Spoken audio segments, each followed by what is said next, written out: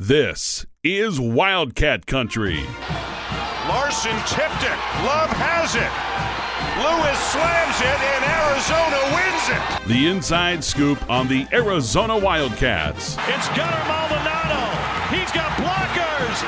Touchdown, Arizona. Ladies and gentlemen, it's time to bear down.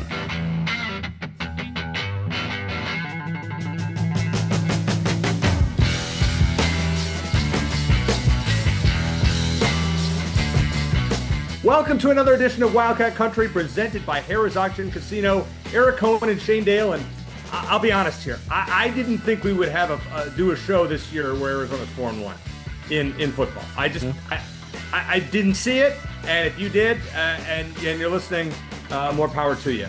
Shane, they're 4-1, and they have, albeit they've played the weaker part of their schedule, now heading into 7 more Big 12 games. But I'll tell you what, I mean, this team halfway looks the part, right? Yeah, they've done what they were supposed to do. I feel like it's not really fair to them, but all of their wins so far have come with a yes, but it was only Hawaii. Yes, but it was just an FCS team. Yes, but Kansas State has not been as good as we thought they were. And now, of course, yes, but Oklahoma State is a train wreck and their head coach is gone. With that said, yeah, 4-1 is 4-1. It gets tougher from here after this game. Coming up this weekend against BYU, which could be it's supposed to be a home game, but we'll see how many fans are in the stands depending on the weather. But after that, you got 4 out of 6 on the road. So it's going to get more challenging, and Arizona did not look good in its one and only road game so far. Granted, that was the toughest opponent they faced. But there's that obvious home road split, and 5 your first 6 at home, and then you gotta kind of run the gauntlet after that. Not in terms of really exceedingly tough opponents, but decent opponents away from home, and that's going to be very difficult. But like 4-1 is 4-1. It matches their win total from last year. And even though I thought the game last weekend was going to be closer than it was, I said before, and I'll say it now, I think the program is headed in the right direction. And as long as we don't see a complete train wreck on Saturday, I'll probably continue to feel that way.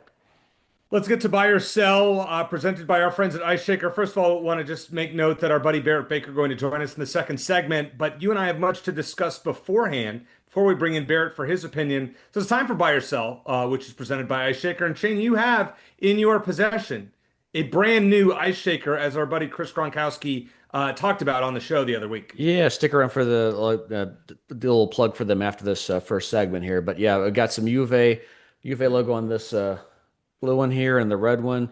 I think our buddy, Chris Gronkowski, his brother, who people know pretty well, he actually plugged Ice Shaker because he's actually invested in the company. Was it Rocky Gronkstone in the Red Blue Showcase? Yeah. But how about that? He's an investor in the company as well. Chris actually told us a while ago, because Chris Gronkowski went and took Ice Shaker onto Shark Tank and got a deal with Mark Cuban and Alex Rodriguez, and then A-Rod eventually sold his share to Rob Gronkowski. So, but yeah, great bottles here. Appreciate Chris being a sponsor for the show. And I know I use mine away from, not just while we're sitting here, but away from the show, and you use yours when you're on the golf course, and they're fantastic. And they actually do keep your drinks cold, and we wouldn't tell you that if it wasn't true. They are phenomenal. They are. I love my Ice Shakers, and I have, we've gotten multiple throughout the years, and we're always glad to have them as a sponsor. All right, Shane, let's get right to it. We'll talk a little red blue here in a little bit, but I want to talk a little bit about football. They're 4-1. This is not necessarily a buy or sell, but rank the top 3, in your opinion, in order, the most winnable games on paper for Arizona the rest of the way. You'll sense a theme here. I got BYU, Kansas, and Baylor. You're putting BYU as the most winnable game. I've got, not if you're doing 1, 2, and 3, not necessarily in that order. Okay. I would maybe go Kansas, Baylor, and then BYU last. But I think those are overall the 3 most winnable. I think, and those are, if people are paying attention, they'll realize those are the 3 remaining home games. I think there's a decent chance, not about 50-50, but a decent chance that Arizona goes undefeated at home this year and winless on the road, and they go 7-5. The way that things shake out, I mean, you look toward the end of the season, Cincinnati in November is going to be tough. ASU obviously is going to be tough. Houston is going to be tough as well. So we'll see. right now I'm kind of wondering, okay, is it just because did Arizona gets butt kicked because they're just not used to playing away from home and that's their only road game, or was it because Iowa State was that much? But I don't have the answer to that question right now. But Arizona's definitely been a lot better at home, especially on defense. I mean, they've allowed one again. I would say essentially one offensive touchdown this year at home, and that was because the other one that Kansas State had, they started in goal to go situation. So I think there some teams, there's always a distinct advantage playing at home, but I think for some teams that's more so than other teams. Not because Arizona has a great home crowd, but because they just seem to be more comfortable there and maybe a little intimidated when they actually hear a very loud group of fans away from Arizona Stadium, which they haven't gotten so far this year at home. With 7 games left, I put this one. I'll rank the seven in order of the probability that I think they can win the game. Yeah. Okay. I will say number one is Kansas homecoming. Yeah. Number two in early November. Number two, I'm gonna put is Colorado on the road the week before that, coming off a bye week. I don't think Colorado's very good. Yeah. Third, I put Baylor. Baylor's too inconsistent for me. That's the last home game on November 22nd. Fourth, I would put BYU on Saturday, albeit being at home. I just think they're a lot better than Colorado, even though Colorado played them close the other week. Fifth, I would put ASU. You never know in a rivalry game, Shane. You've written books about it. You throw out the records, and Arizona's a lot better than they were last year. Sixth, I would put Houston. It's a tough spot, early game on the schedule. Yeah, at 9 a.m. start on October 18th, and then finally Cincinnati.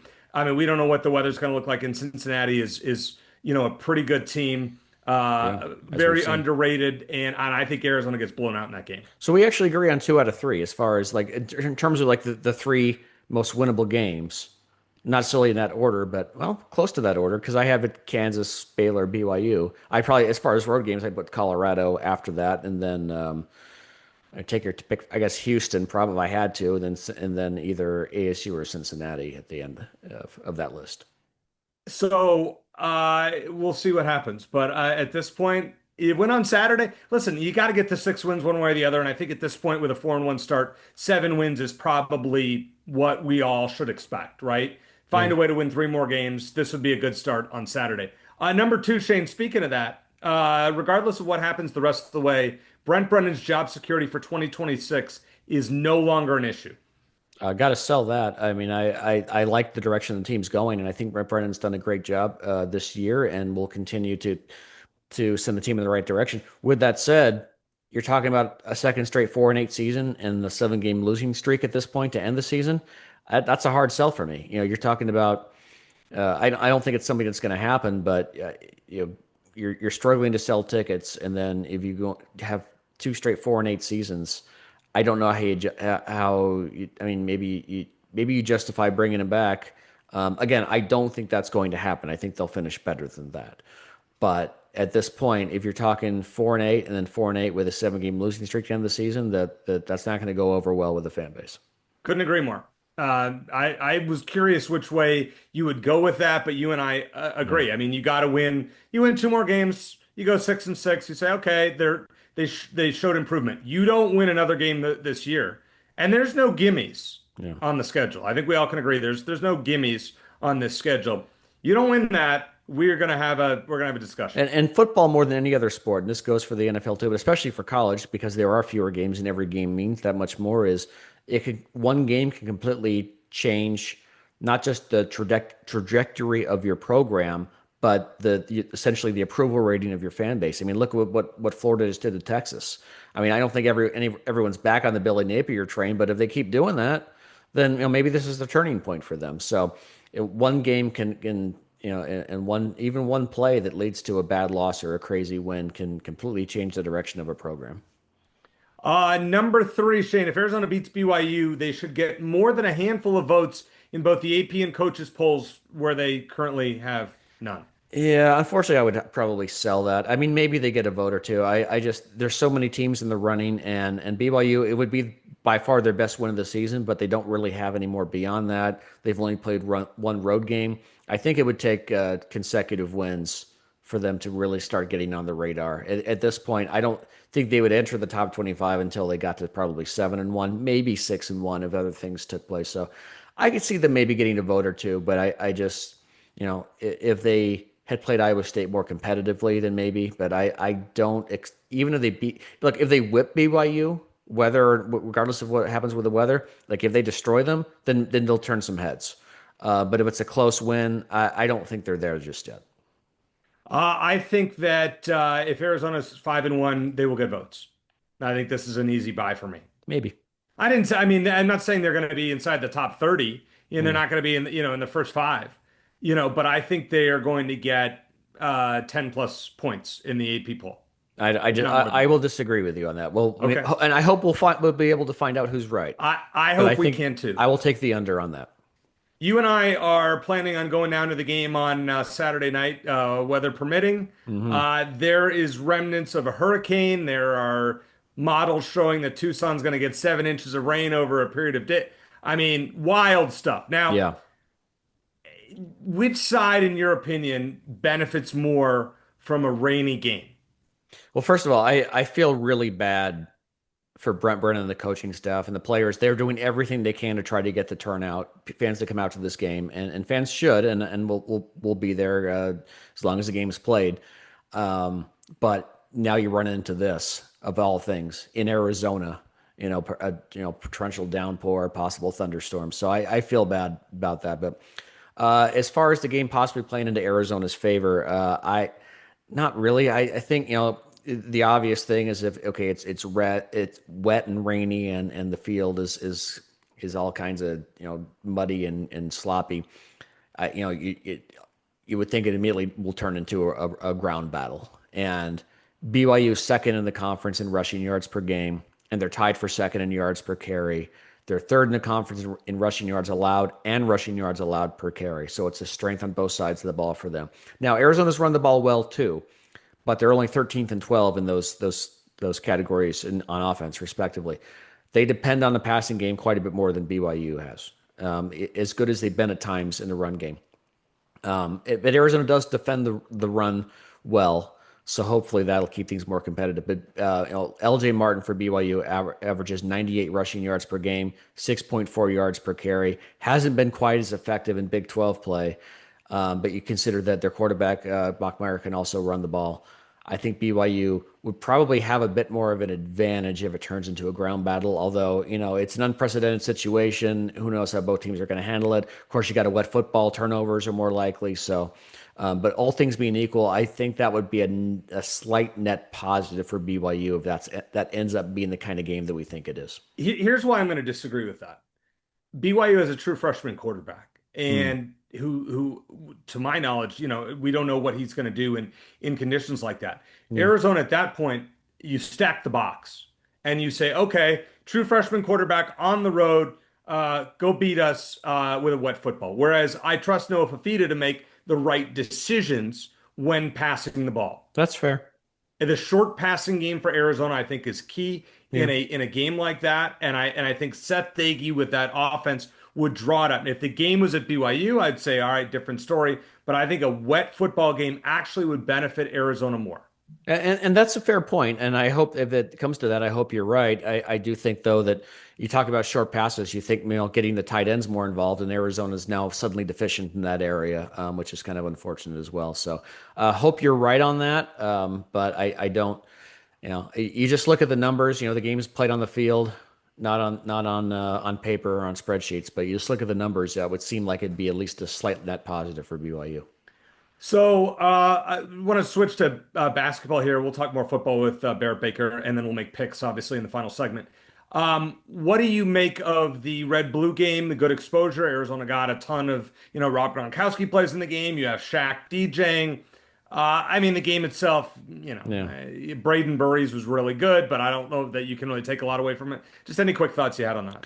No, not a lot. It's more for the fans to get fans excited, which, you don't really have to do essentially with the basketball program. But it was fun to see Rob Gronkowski get involved and, Rocky Gronkstone and all that silly stuff. It was fun. It's great. To have both, It's a shame LeBron wasn't there since his son was. Right. Yeah, Yeah. that would. I mean, imagine having LeBron, Shaq, and Rob Gronkowski. I mean, it's like it's a who's who. Still, though, you got Gronk and you got Shaq there. You know, two guys who go by not just one name, but short versions of those names because of how well known they are.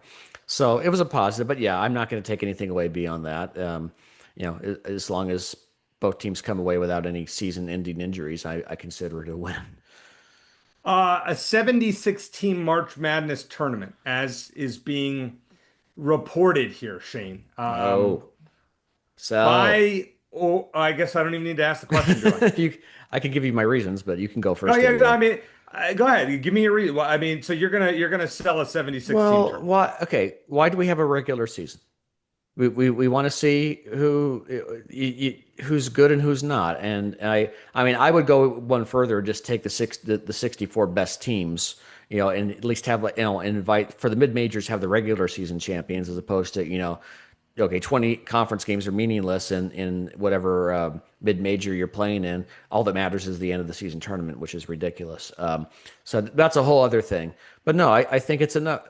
This is enough. You expand the playoffs enough to where you start letting mediocrity in. And I know you could say, okay, well, all you have to do is go beat them, but it's a one game tournament on top of that. You have one bad game or one bad half, and that erases a whole season of work. So I feel like the fewer teams that are in the postseason, regardless of the sport, regardless of what level you play in, shows that the regular season means that much more. You reward teams for winning, and in college basketball, like Arizona has, for lining up a gauntlet of a schedule and playing a lot of tough teams. So, no, I mean this tournament format. I've said it before.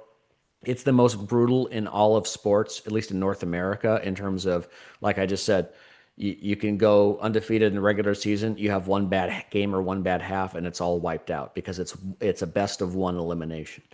But that when you combine that with the fact that you already have so many teams involved, I just think that it's excessive. I mean it's 68. I mean I'm saying 64. It's really 68. We're going to 76. If anything, I would reduce it back to 64. But Lord knows that's not going to happen.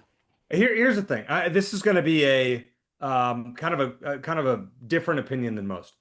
I'm good if you want to expand the tournament, but then if you're going to do that, and you got to give the best teams a chance to defend their home court in the postseason. If Arizona's a top four seed, they should be hosting a regional. Make it if you're going Yeah, to expand. yeah, I mean, the women that's do it, fair. and the women do it because nobody's going to go to a random site. Okay, and I understand. I mean, in No, most cases. that's a fair point. Yeah, So if you could, if McHale Center was hosting postseason games with Arizona in it, it's packed. And yeah, you know what it gives? It gives those first two rounds, the best teams have a chance to advance. I mean, they finally kind of figured that out with college football. Okay, the yeah. the first round is going to be on home campuses. Well, in Why baseball and can't we softball as well. I mean, up until the College World Series.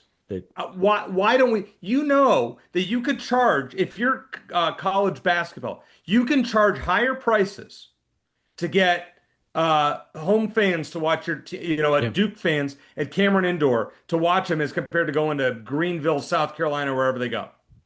yeah, I, I mean, this is such yeah. a no-brainer, and I don't understand why they're not going to do that. If you don't do that, then I hate the expansion. If And, you do that, then I'm okay with the expansion. no, and I agree with you. You and I agree with this on this because I think a lot of times it can be distinctly a home court advantage for the underdog. A lot of times because what'll happen is say Arizona Princeton a couple of years ago. I'm not Hmm. Arizona. It's a game Arizona should have won. Period. But then what happens in that kind of game is all the fans from the other teams that are there.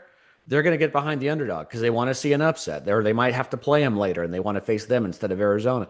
So it's almost in the earlier rounds, but it can be depending on the location, which is a crapshoot, a disadvantage for the team that's earned a higher seed. So I'm with you 100% on that. I think we should. That's absolutely something that should be done. We should go back to if you're going to expand the tournament, at least give the teams that have earned a higher seed an advantage in the first couple of rounds. I've never heard a reason why that doesn't make sense.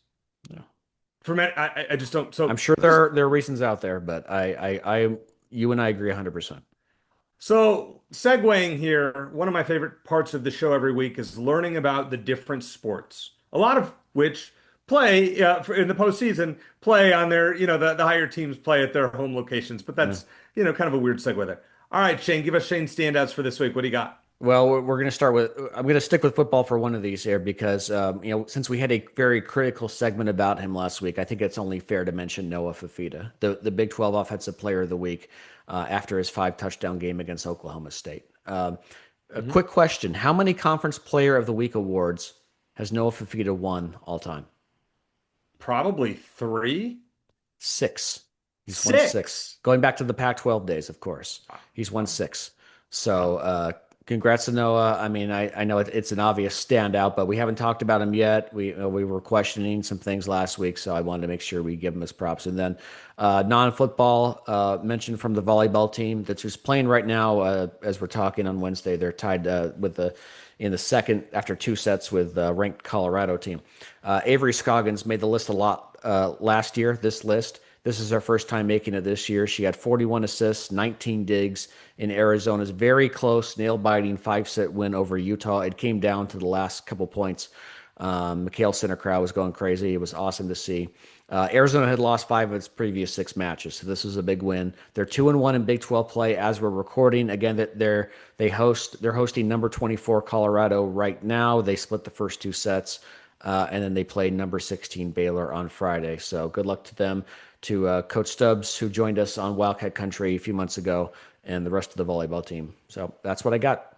All right. As always, want to remind you that Wildcat Country is brought to you by our friends at Harrah's Auction Casino. And where can you get $15 in free slot play today? At Harrah's Auction Casino. Want more? At Harrah's Auction Casino, just sign up for Caesars Rewards, and the $15 is yours. Plus, earn up to $100 in additional free slot play. Caesars Rewards is the nation's #1 players card, and Harrah's Auction is the only local casino that has it. Use your $15 in free slot play to earn perks at more than 50 destinations from coast to coast. That free slot play could earn you dinner in Vegas, hotel stays in New Orleans, and more. What are you waiting for? Sign up today. Take a spin with your $15 in free slot play and earn up to $100 more. Harrah's Auction Casino is your home for free slot play and more. Play for all. Coming up next, it's Barrett Baker to break down a 4-1 Arizona team.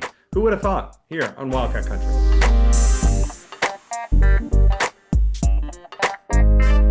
All right, Wildcat fans, let's talk about crushing your workouts with the Ice Shaker 40-ounce Legend Series shaker bottle. It's made from kitchen-grade stainless steel, leak-proof, tough as nails, built-in straw, soft touch handle, and yeah, it keeps your drinks cold for a long time. I got mine in both Wildcat Red and Blue. Be sure to get yours at iceshaker.com.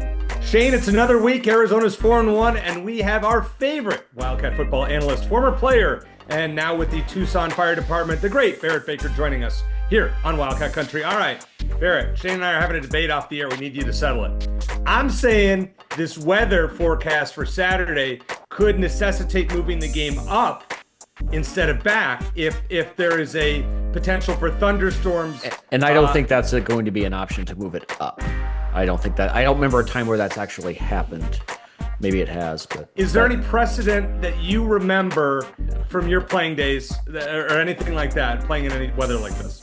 I'm going to probably go with Shane on this one. I just think with the TV contracts and the slotted times that they generally have for these games, that they have been delayed before, but I don't remember them being moved up. So yeah.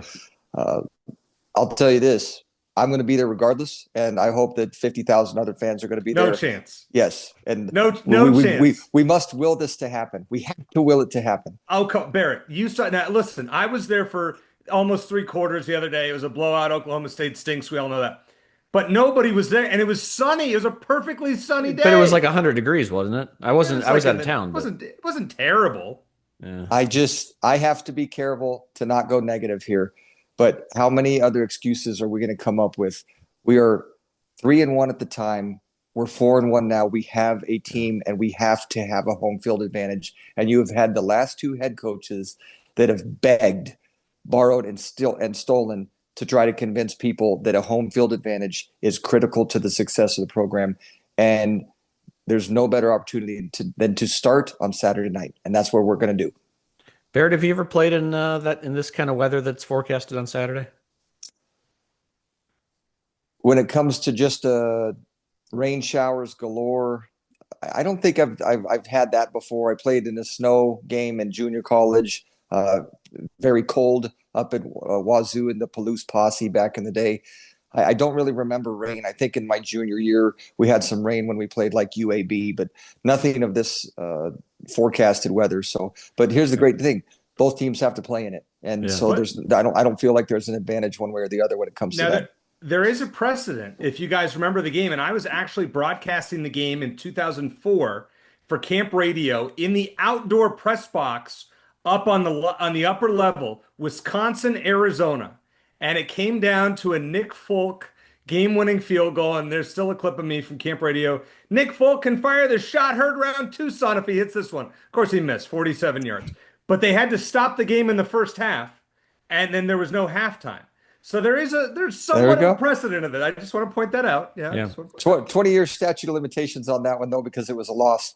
Yeah. Well, plus, and I was just thinking about this the other day. It's crazy to think how Nick Folk absolutely stunk in his freshman year, which was 2004, and now he's still kicking in the NFL here in 2025.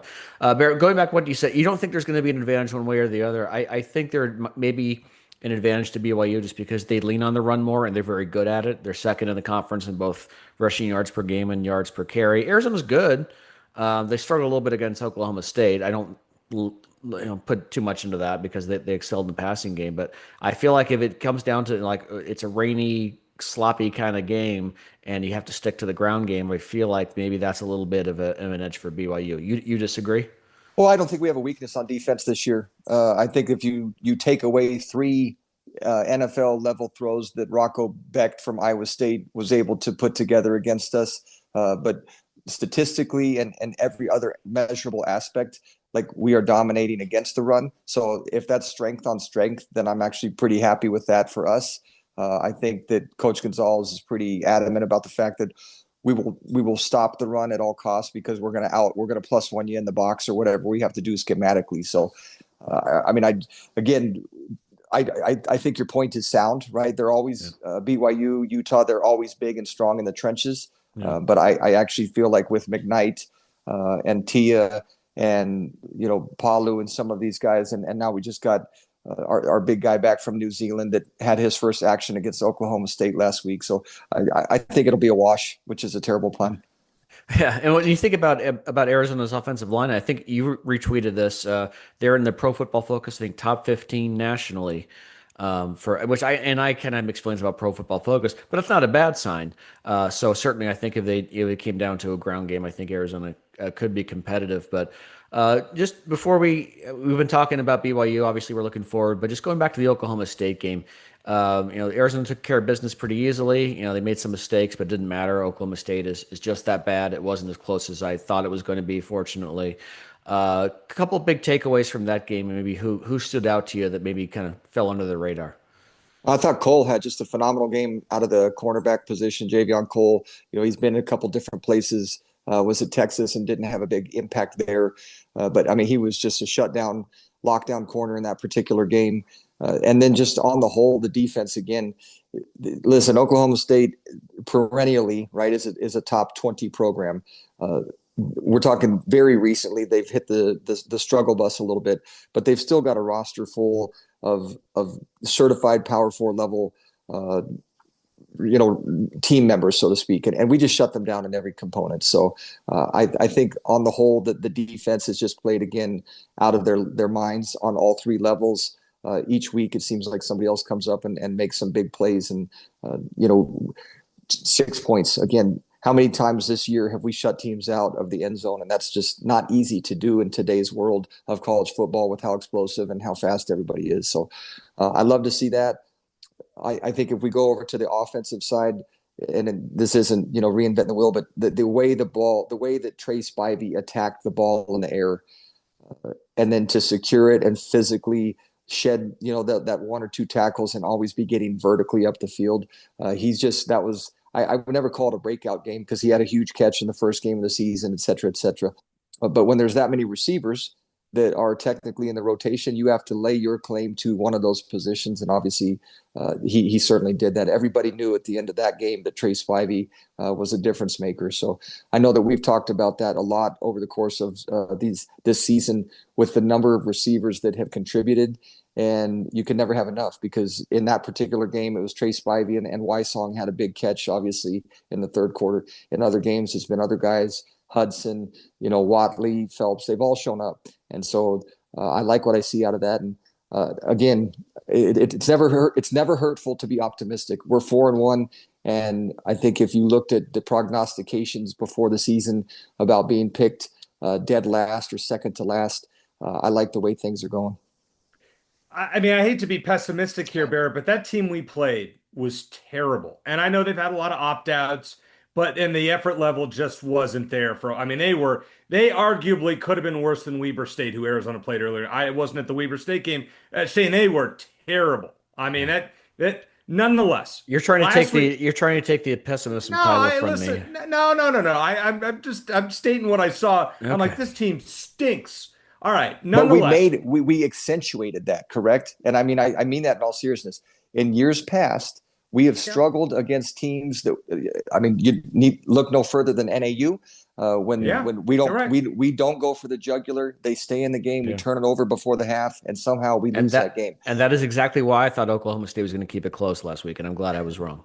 Right. We underestimated, Shane, how terrible they were. I hadn't seen much of them before that. I mean, if they keep it. I don't know what you're going to pick in the last segment with the Oklahoma State and Houston, but I'll tell you what, every team's 3 touchdowns better than Oklahoma State at this point.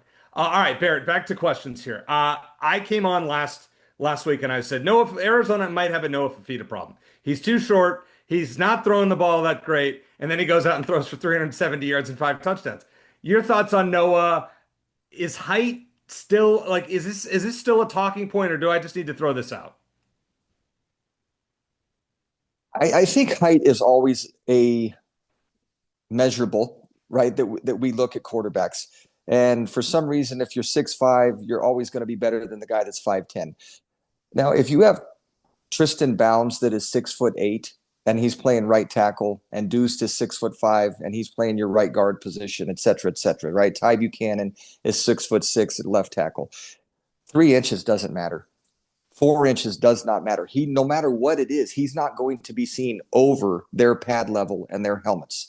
So at the end of the day, is he seeing the lanes, and is he seeing what the coverage is before the snap, and is he trusting the fact that the receivers are going to be where they're supposed to be? So in that regard, I think it's overrated.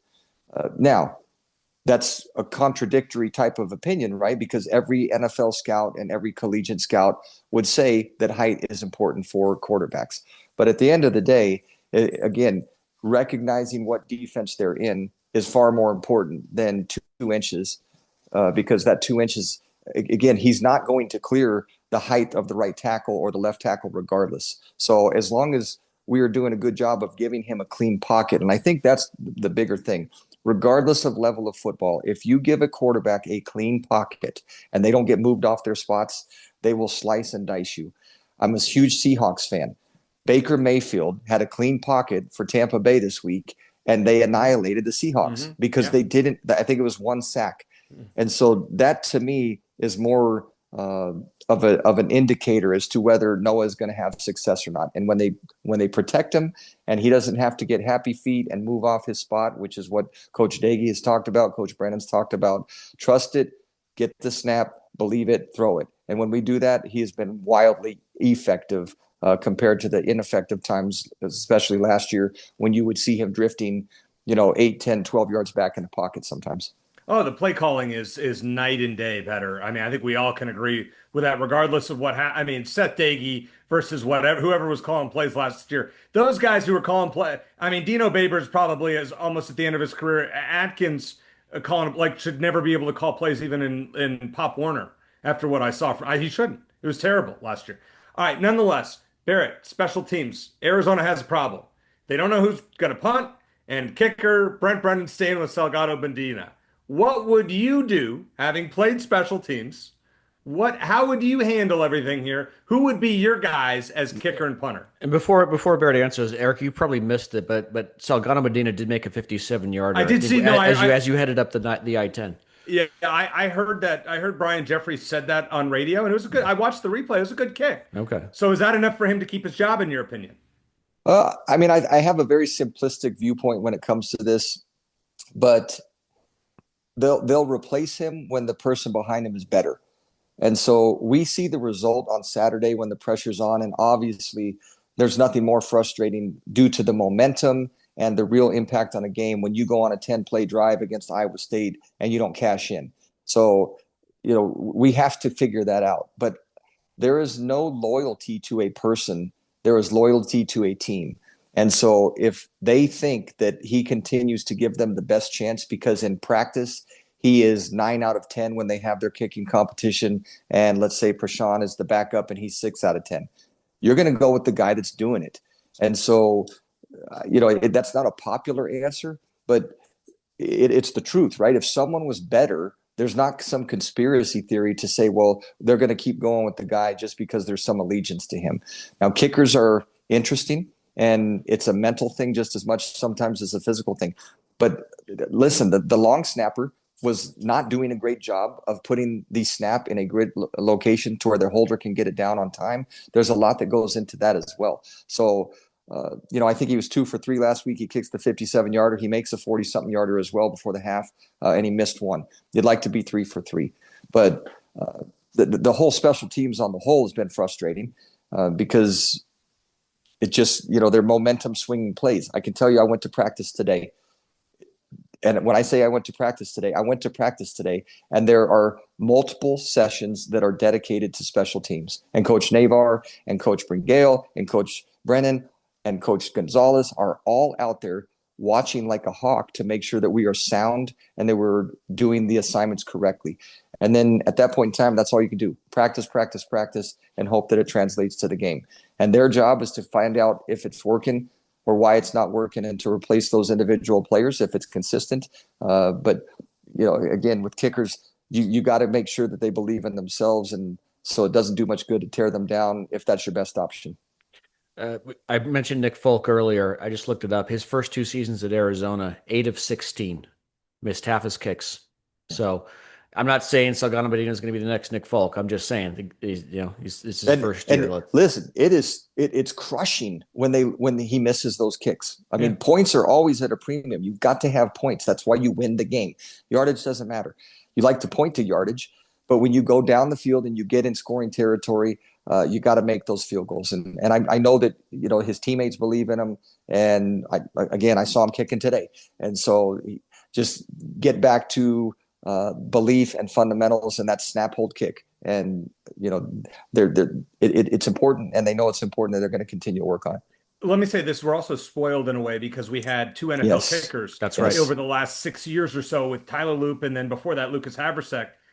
I mean, you expect everything to go in or come close. Right. And when a guy misses multiple kicks, you second guess it. And how many teams across the country literally will have walk-on candidates, walk-on tryouts, and they're begging anybody from the soccer ASU last team. Year. Yeah, they did it. I think Lou Holtz did it at one point in time. I mean, listen, there are fan bases that have pulled their hair out and lost sleep at night because they can't find a kicker. So, he's got the leg, and now it's just a matter of dialing in that accuracy. And again, there's a lot that goes into it, but we got to keep hoping that he gets the shot and puts it through. Barrett, since we talked to you, Arizona's the previous time, Arizona's played 2 games, got their butt kicked in Ames, looked a lot better at home last weekend. Have your thoughts as far as this team's ceiling for this year changed at all based on what you've seen in the last 2 games? No, because I mean you're judged on a week-to-week basis. If we play BYU and we come out on the short end of the stick, then of course we're immediately going to hit the panic button and say, "See, they're not as good as we thought they were." And I think when you look at the schedule before this season, you never know how things are going to shake out. Kansas State lost again, but it was a nail biter to Baylor, so it's not like they folded. And Baylor's, again, if you look at their record, Iowa State lost finally. And who do they lose to? A 4-1 Cincinnati team at home. So, it's tough to win each week. BYU is going to be formidable, but at the end of Saturday night, I think that we will again have another test as to whether we are legitimate. But I've seen nothing in the first 5 games that would say that we're not far better than what we anticipated or what we expected to be. And even the Iowa State game, again, it's so simple to say, but you listen to Coach Gonzalez's press conferences, and outside of 3 big plays where they just had fantastic throws, and sometimes that's the way it goes. But we did shut down the run. There was a lot of positives. We had almost 400 yards of offense. Yeah. We miss a field goal. We have a turnover. Why do we turn the ball over on an interception? Because one guy didn't hold the flat, offensively. And so the corner is able to bail back and pick off that pass when 3 times in practice it worked perfectly. So that's the challenge that you face. The trick plays that Coach Daigie's done so far, they have not worked out. And so then you get frustrated with that. Those things, it's not a flip of a coin and just say, let's do it now. Those are scouted. They're like practiced religiously in practice. You only do it if you have a certain look that you come out against. And the reason you call it is you think it's going to work. When it doesn't, then it's easy to say, darn it, why do we do that? But it will work at some point. And when that happens, then you get the credit, and it's a huge thing, and the stadium goes crazy. All right, 2 more for you, Barrett. Sure. Keon Burnett in transfer portal, again, probably gone for good. I'm not terribly surprised. He didn't see a lot of the field. He's still got competition at the tight end position. Just your overall thoughts on Keon Burnett, maybe what just didn't click for him at Arizona. I played with his dad, Chester, who's a fantastic Wildcat. And so you have that legacy type of recruit. And obviously he came in with Noah and the rest of the Servite combo there. And this is what's challenging about potential. We're always measured up to what we think we're supposed to end up with. And when you look at his, physical stature and the athleticism, then, crown him and put him in the NFL yesterday, correct? Because he's 6'6" and he runs like a gazelle and all that stuff. But unfortunately, his body just didn't hold up the way you would hoped it was. And football is a very difficult game when you're 100%. And so if you're less than 100% and that slows you down and your body's banged up, it's tough. And so I think obviously the program would have been better if he was able to reach that potential. But it's not personal. You wish him the best. You hope that he gets healthy and can find a location to contribute. So just disappointing. But the challenge now for the team, we lose Tyler Powell. Tyler Powell had earned the starting position by having a fantastic spring. And he goes out there on the first play of the game and he tears his ACL. And now with Key Burnett leaving, we're down to Sam Olson, who has just, been a warrior out there. And Barmore is the transfer that came in as a converted wide receiver. So we're having to get creative, and that's sometimes the challenges of college football. Last question for you, and a little bit off the wall, Barrett, but I got to ask you about this because I still, for the life of me, I don't understand why this happens. I mean, I do, but I just don't. You saw it in Glendale. Guy drops the ball before he gets to the goal line. And we've seen it in college. We still see it in the NFL.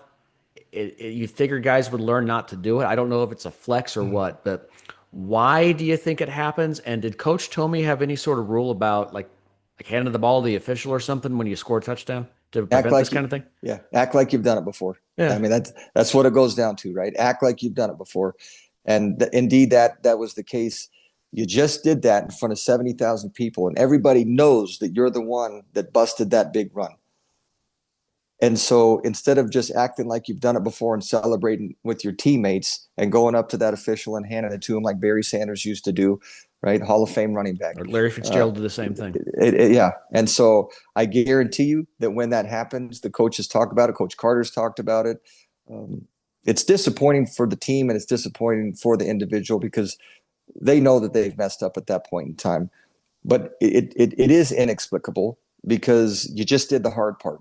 The easy part is to run 3 more yards and just find the official and hand it to him.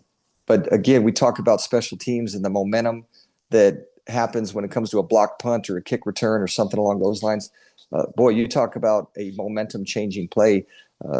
You're talking about 7 or 6 points plus a stadium that has erupted, and instead it's deathly silent and it's going the other way.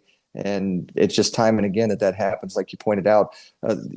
This isn't the same, but when you reach for that pylon as a running back and the ball gets knocked out and you fumble into the end zone and it goes out of the end zone and it's a touchback the other way, just crushing, just a crushing type of play. So I know that they again, coaching, reminders that when something like that happens, it's a great reminder for those running backs to, get across, or wide receivers or whoever that is, get across the goal line, go find the official, celebrate with your teammates, and move on to the point after. Completely nonsensical. The Cardinals had 3 plays in that game that I don't think I've ever seen. A snap hit a guy in the head. I thought I've seen everything as far as the Cardinals finding ways to lose, but that was a whole new one for me.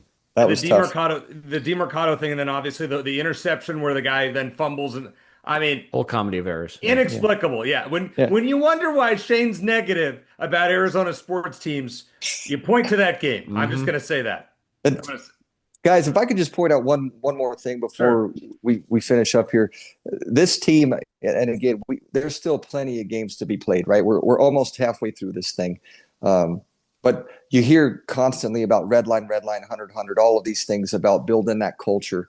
And I do think no matter what, we have to give credit to Coach Brennan and the squad that they've put together. And so, our scouting department, Fletcher Kelly, Geiska Crowley, our general manager, they had to flip this thing, and they had to flip it quick. And to bring in 60 new players, to bring in 3 different coordinators, and then be able to basically have that chemistry and be off to the start that we needed. Whether you like him or you don't like him, or whether you believe he's the right guy, at this point in time right now, there's nothing that you can say that this is not a fantastic coaching job by the entire staff and the players to buy in to winning Arizona football. And so in that regard, I'm proud of them. And, I just think, again, I say this a lot, but our best days are ahead, because when you got a locker room that believes, and you got coaches that are leading them in that direction, and you got the people behind the scene that are bringing in the right players, that's how you win. That's how you build a program. And I'm excited about where we're going with it. All right. Now I'm going to put you on the spot. Ooh. Saturday night, 5 o'clock, assuming the game stays as scheduled. Arizona-BYU. BYU is a small favorite in this game. Give me a score prediction and a rationale. Well, I believe in the defense. I've seen enough evidence with Coach Gonzalez's past, and then 5 games worth of performances to where I don't think with the true freshman quarterback, regardless of how he's played, that Bachmeier is going to just light it up. If weather does become an issue, then you're more apt to think that it's going to be that slog, grind it out a little bit. So I do think it'll be close. I don't think it's going to be a blowout, but I think this is the type of game that we can win 21-13. 21-13. Hey, I like the underline, so you and I are thinking the same way. We'll see what Shane thinks, but Barrett, always great to talk with you. Let's hope 5-1 happens this weekend. For those who don't remember, Arizona went 4-8 last year. They already have 4 wins in their first 5 games this year. Who knows? Barrett, as always, thanks so much. Great day to be a Wildcat. Bear down.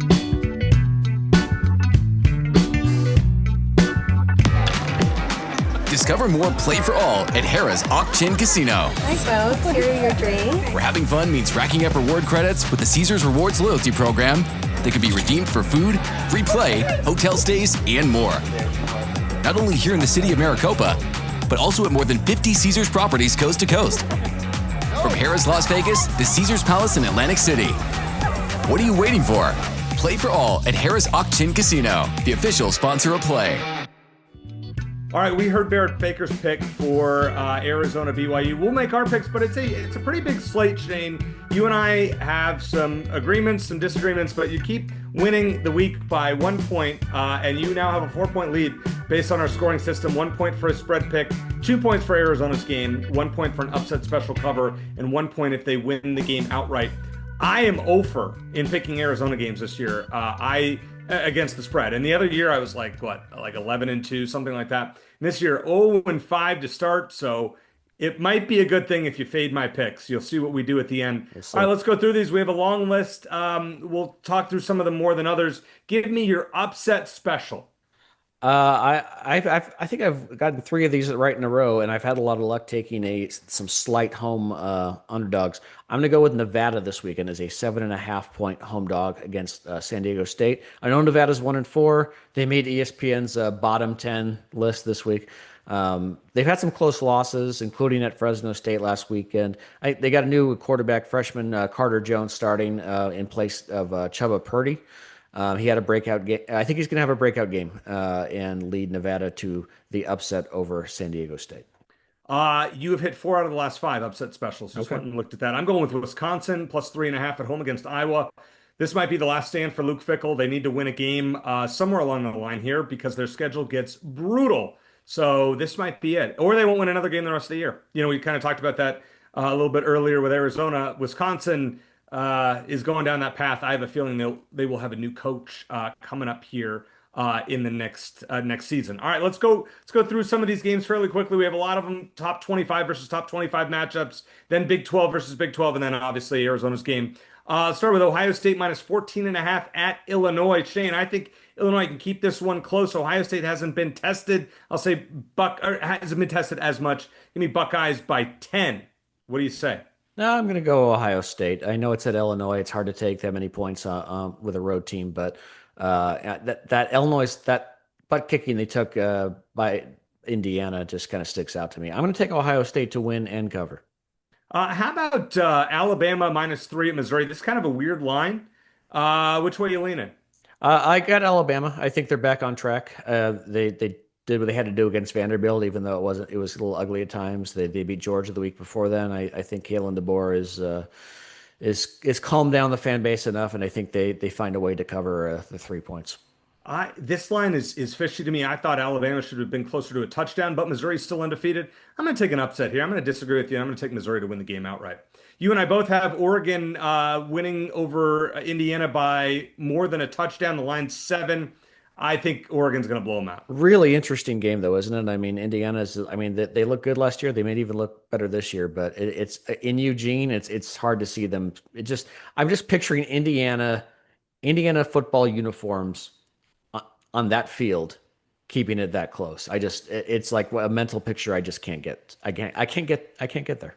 Well, and the thing is, Indiana played 2 teams last year on the road that were really tough, albeit Ohio State and Notre Dame both played in the national championship game, but they got walloped in both games. Yeah.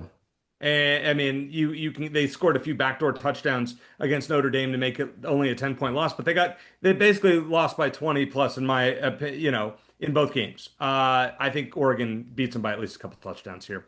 We are going to disagree on the Red River rivalry. Texas is a 2.5-point favorite, maybe even gone down a little bit. Will John Mateer play for Oklahoma? Which way you going? I am impressed how you just said Red River rivalry so quickly. It's difficult for me to pronounce it. That was really, really good. I've got OU. Texas is going in the wrong direction. Arch Manning isn't not the guy that we thought he was, and I think Oklahoma wins and covers. I actually like Texas to bounce back and win this game outright, especially coming off the loss. A team that good doesn't lose 2 in a row unless their name is Penn State. Are they that good though? I really think they are that good. Okay. They're still really good, and they need this game. We know Penn State's pretty much toast. Texas is going to lose again at some point. I think they have to go on the road at Alabama later in the year, or on the road at Georgia. I think it's at Georgia later in the year. They need this game, and I think they'll get it by a touchdown or so against Oklahoma. USC minus 2.5 at home against Michigan. This is a really fascinating game. I have a whole thing about USC overlines. If you look at the amount of points that have been scored at the LA Coliseum this year, it's like 86, 80, and 76 in 3 games.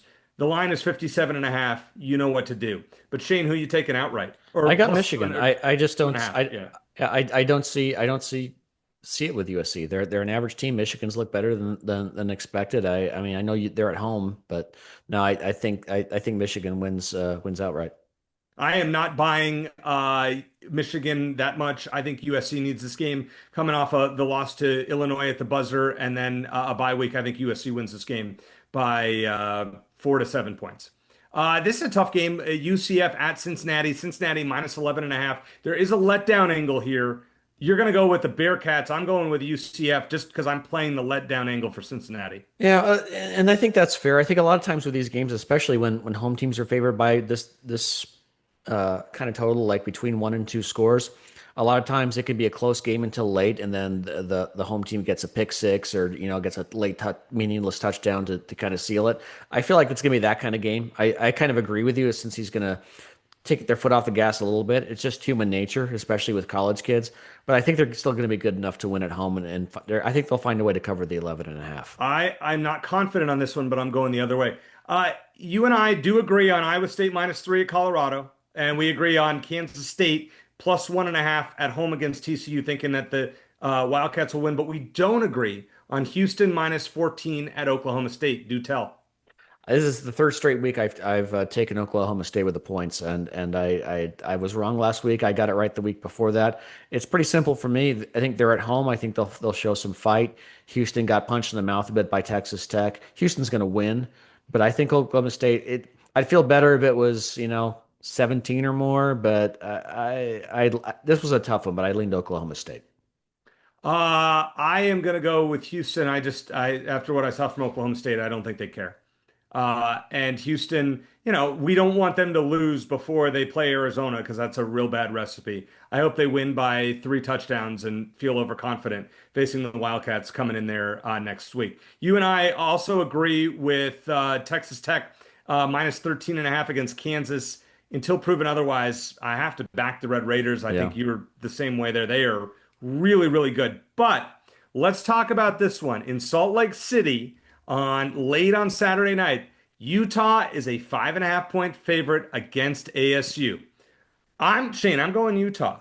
I think Utah wins this game by a touchdown. They're usually so good at home. Plus, there was a revenge angle from last year when ASU beat them in what was the last game for Cam Rising. What do you say? Well, I don't think we disagree by much. I think we're on slightly opposite sides of the betting line here. I've got Utah by a field goal, so I've got ASU covering. I think it's going to be a very good game. I think Arizona fans who want to think ASU has regressed, I just don't see it. They have a great offensive line. They're by far the most sacks in the pack in the Big 12, I should say. So they're very good on defense. They've done a great job decent job anyway, replacing Scadaboo and Sam Levitt's still very good. So I think it's going to be a very tough game. I think Utah's slightly better. They're at home, but the Devils are it's still a big pain in the butt. I think it's going to be one of the best games of the weekend. I think Utah finds a way to win, but only by a field goal. I hope it's a blowout and ASU gets what's coming to them. And then they play Texas Tech in a few weeks.